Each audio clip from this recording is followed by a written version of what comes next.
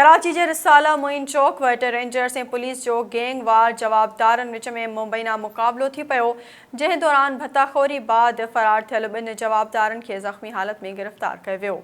ज़रियनि जो चवणु आहे त गिरफ़्तार जवाबदार वटां हथियार हथिया विया आहिनि, जॾहिं त मुक़ाबले दौरान जवाबदार जो टियों साथी फ़रार थी वियो। जवाबदारनि जो तालुक़ लियारी गैंगवार सां आहे। जवाबदार कुझु ॾींहं अॻु जोड़िया बाज़ार जे वापारी खे धमकीवार ख़त लिखियो हो। ख़त सां गॾु हुन 2 गोलियूं बि मोकिलियूं हुयूं। ख़त में ईरान जो नंबर लिखियल हो। जवाबदार वापारी खां 20 लख भुंग जो मुतालबो कयो ऐं मामिलो 1,25,000 में तइ थी वियो। जवाबदार सवा लख रुपया वठी वापसि वञी रहिया हुआ त भते वठण खां पोइ पुलिस ऐं रेंजर्स खेनि रोकण जो इशारो ॾिनो।